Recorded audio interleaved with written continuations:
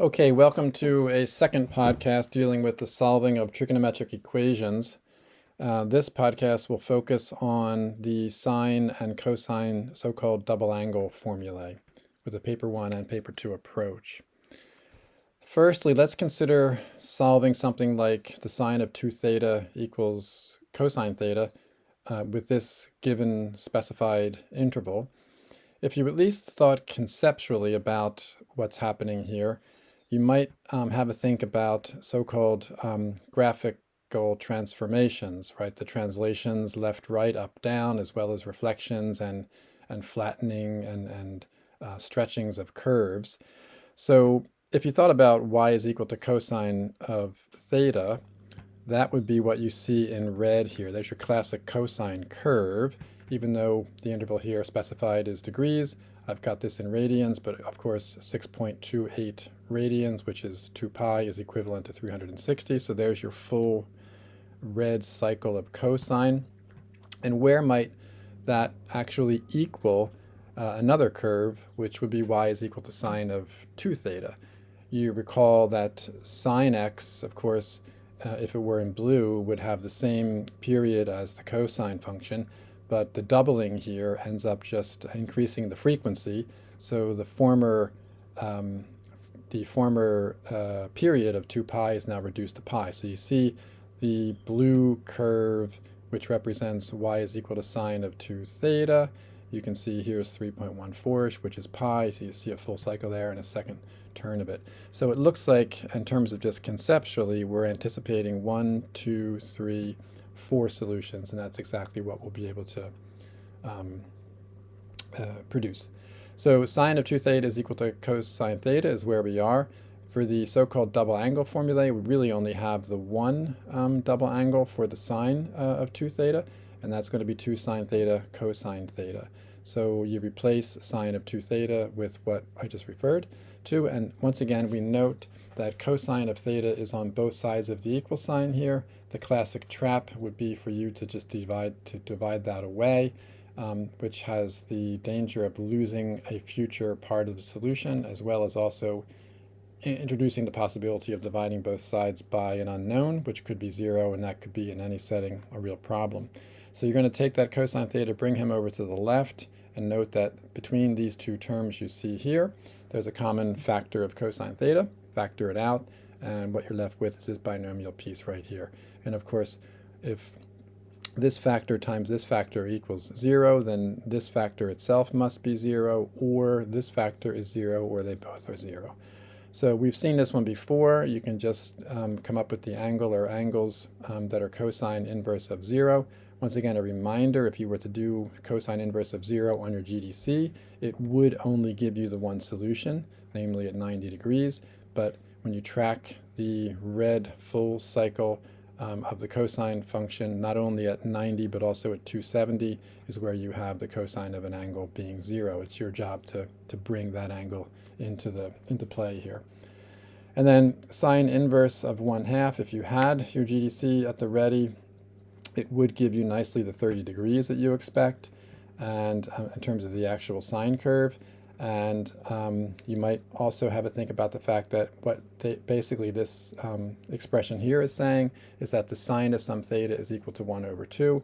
And we'll see in just a second about the 30, 60, 90 context for that with 1, square root of 3, and 2. So it's going to be based on a 30, 60, 90 triangle, so you'll pick up 30 degrees there. And then, of course, based on symmetry, you have this other angle if you track the actual sine curve over to another place where the sine of some angle equals 1/2, you'll find that to be 150. We've seen that often before. So let's jump into a second example dealing with a cosine of a double angle, where here we're going to be in radian mode.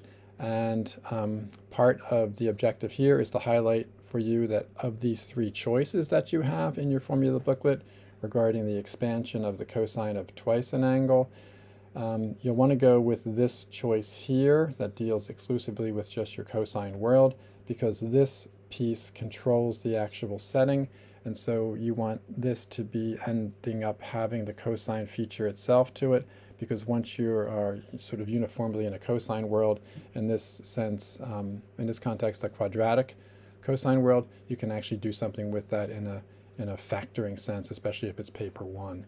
So hence cosine of 2 theta gets replaced with 2 cosine squared theta minus 1.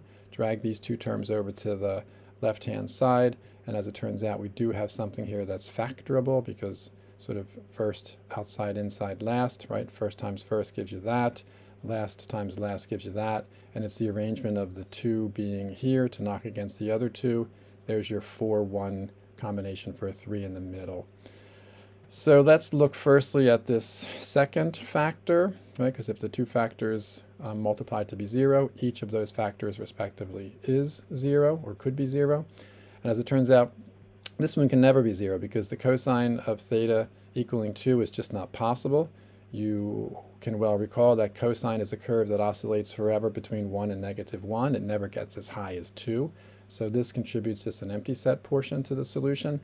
And then as it turns out, this other piece here, when you equate that to 0, you end up getting that the cosine of theta is -1/2, or its future will be inverse cosine of that. And look out for these kinds of ratios, because in the context of 1√3 to 2, of course the smaller side of 1 being across from the smaller angle of 30, this is 1.7-ish in terms of √3. That's across from the 60, and 2 is of course always the hypotenuse, the longest side. So there's something about a 30, 60, 90 triangle that's coming into play here. So let's look more closely at that. So we're picking it up right where we left off in terms of the context for a 30, 60, 90. And so what's happening? If you look at just the classic cosine curve once again, and sort of say, okay, where does cosine equal -1/2? So what I've got for you in blue is a dotted line of your y equals -1/2 line. Well, you're obviously hitting the curve at some angle right here and at some angle right here. Well, how does the 30, 60, 90 triangle come into play? As it turns out, if you track across from y equals +1/2, then you're going to be hitting the curve and talking about an angle down here that's actually 60 degrees, right? Because it's the cosine of 60 degrees that would be adjacent to hypotenuse. That would be 1/2. So as it turns out, 60 degrees, which is actually pi/3, is going to be having some relationship symmetry-wise to going a little bit beyond. So you're falling short here by 30 degrees, which means you're 30 degrees beyond the 90. So basically 30 degrees beyond 90 is 120, because that would be pi/2 plus pi/6, accounting for 2 pi/3 if it had to be in radian mode. And so that same kind of argument continues if you track across. You're falling short here of 270. You're falling short by 30 in terms of the symmetries here. And so 270 less the 30 accounts for 240, which is basically going to be the 3 pi/2 less the pi/6 for 4 pi/3. Those are the basic ideas. Okay. Final thought is sometimes IB's been asking questions not about find the actual solutions, but how many solutions might you be having.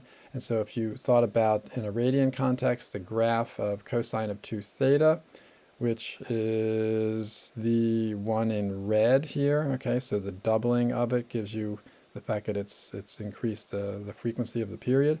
And so where does that curve actually, or how often does it actually hit the 1 plus 3 cosine of theta curve? That's going to be the one that's in blue, right? Because that would be tripling the cosine curve, which would be making the amplitude go between 3 and -3 in terms of the actual stretching, and lift that whole thing by 1. That's why you see this curve here dotted in blue. All right, so where does the blue dotted curve, the so-called right-hand side, where does it actually equal the cosine of 2 theta, the red curve? You can actually see that the blue dotted curve and the red curve, they only hit here and here, so there's only 2 solutions. Okay, that's it. Thank you.